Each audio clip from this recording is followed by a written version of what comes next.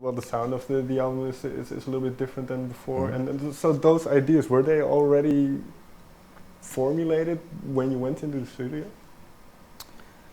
Some, but the thing is, nothing becomes Two Door Cinema Club until the three of us are there on the song. So, like I said, I had written some songs, and some of them were, full songs with melody and lyrics and everything. But if you were ever to hear the demos of those songs, they're just totally different to what's on the record, because once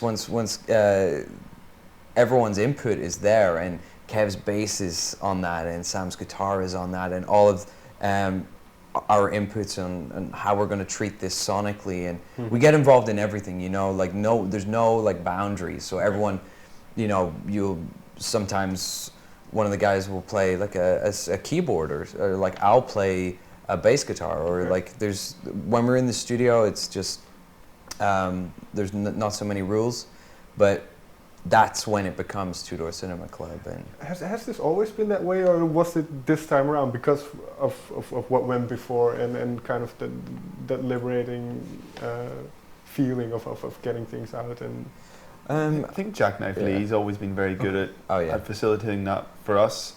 On our, we've only made 3 albums, but the first time, we had like maybe 4 weeks, and all the songs were written and already laid out, so we just went in and played the parts, kind of thing. So then when we worked with Jackknife Lee for the first time on our second record, that became like something that he helped us do, which was to be free and confident and comfortable to just try something, not necessarily be rooted in the fact that, I'm Kevin and I only play the bass.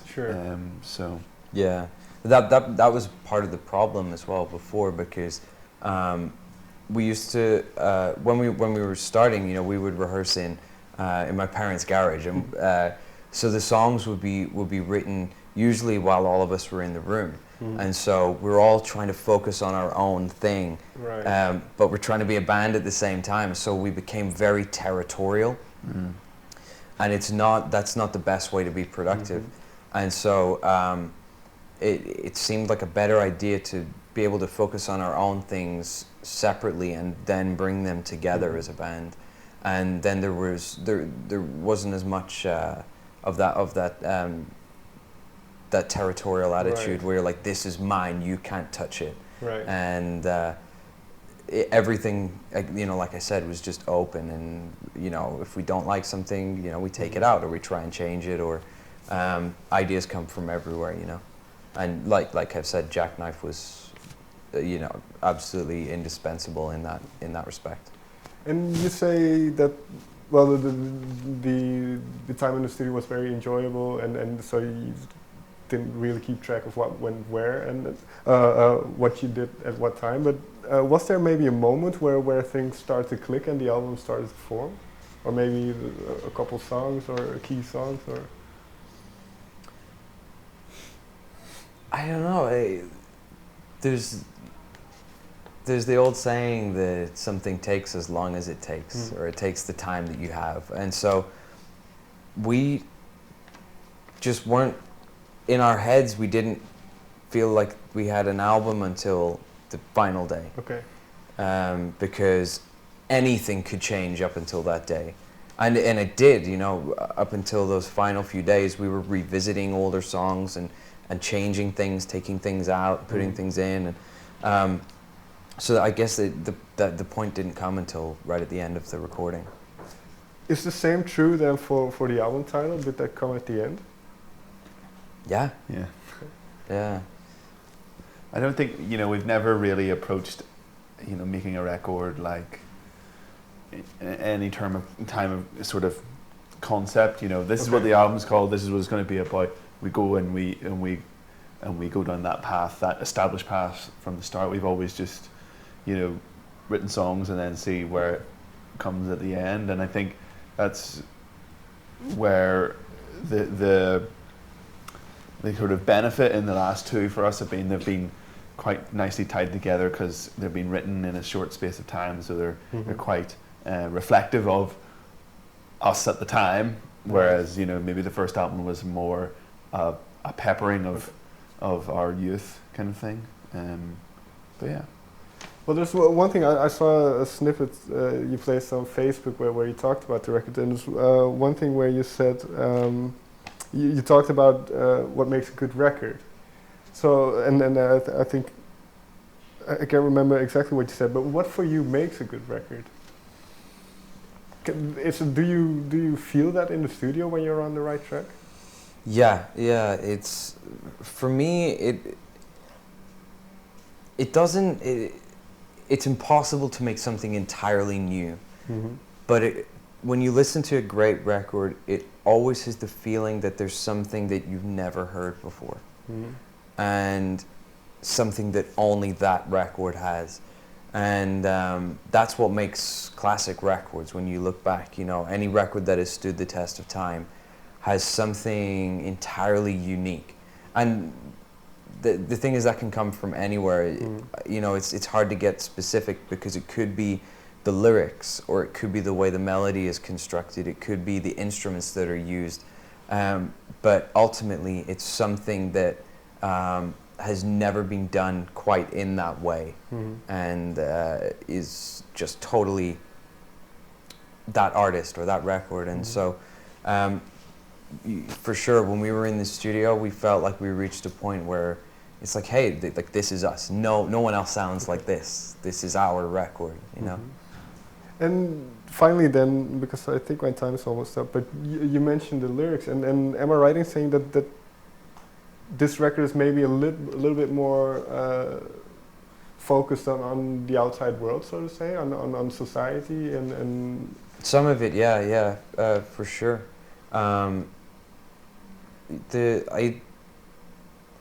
I felt like I had more to say on this record. The lyrics before were a little more introspective, and they were also they weren't really there to.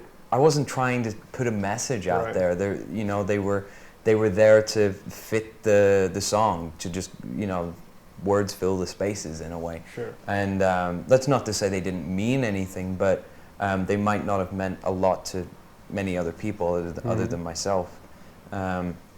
Whereas this time, again, like stepping outside of the band and thinking about the world other than what we were doing, I realized that there was all of this stuff happening. We're in a totally different world to the one that we grew up in. And, since we were kids, we didn't have the internet when we were kids. So that blew my mind when I started thinking about how the internet has changed the world. So I started to write about that and, other bits and pieces. So yeah, I mean, definitely there's more of a outward message, I guess, on this record. And well, this is going to be my very last question then, but what you say about the internet as public figures, as people who are in the media, your relationship with the internet is a bit different than let's say mine. So how do you deal with all that outside world that has their eyes focused on you? Yeah, our relationship with the internet, I think, is very different to, say, might have knocked my microphone off. Our relationship is very different to, say, what our friends would have with the internet. I don't think there's many people, our age who are like as active as we are as a band in terms of like Facebook, Twitter, Instagram. It's like you're constantly having to like spread your message out across as wide as you can, and I think it's not something that I think comes massively natural to any of us. It's not the kind of thing we would do personally,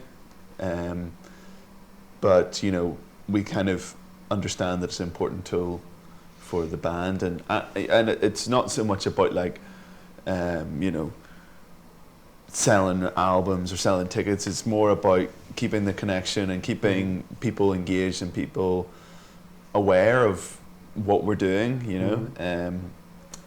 but yeah, no, I think we try to keep a healthy sort of relationship. We're not broadcasting us writing demos on Snapchat, or we're not giving away.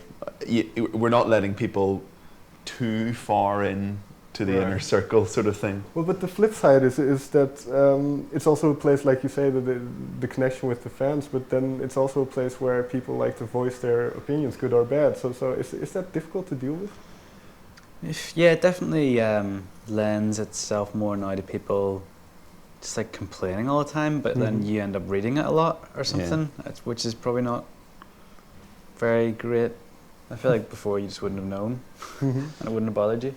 Yeah, I think people, I don't know, maybe it's something that has always been there but hasn't really, I've never been aware of just because I haven't seen it, but or maybe it's a symptom of, you know, higher usage of social media, but that people seem a lot more rooted in themselves of like, you know, people are so offended that we've, you know, announced a tour in Europe and they're like, I cannot believe you're not coming to Den Haag, and you're like, they're like so like offended to their core, you know, and you're like, people, you know, don't understand that obviously we can't be everywhere all at once, you know, and sometimes it just doesn't work, and there's obviously a lot goes into the thought of where we go and why we don't go some places and why we go others. That's just an example, but just some people have so much, take everything so personally, and they're so offended to their core. It can lead people to be the way social media operates now. I think can lead people to become a lot more self-centered and a little more self-involved, and I think that's just it's because of the whole thing is based on validation. When you put a photograph up or you make a post, it's about how much that was shared, how many likes that got, how many retweets or whatever, and so you start to see this as, you know, it's this validation. People like you, people. I'm important. What I have to say, like if you get 100 likes on something, and so I think it can lead people to like a false sense of, I guess, their place in the world. And that's not to say that these people aren't important, but no one is more important than anyone else. Sure. But the way, like I say, social media is operating leads people to sometimes believe that they're more important than the other people around. And that's one of the less healthy sides of how the internet has changed us. Right. And it's a nice kind of, you know, it's safety as well. It's the safety to say, you know, maybe what you're thinking, or just to be an asshole and not have the consequence, you know, of, you know, someone, I don't know, punching you in the face, or like, you know, telling you that's not fair to say. You know, there's that safety that I think feels not very fair. You know, at the moment, like I think there's a bit of a wash of negativity, and everyone feels like they can say the kind of things they wouldn't say to someone to their face online. And I think it's especially scary and dangerous for young kids in terms of, you know, how if everyone in your class or everyone at school, it's all about, you know, oh, I got these likes and this validation or whatever, and that whole idea of the popular kids just gets, you know, it kind of gets even, that problem gets even bigger. Yeah.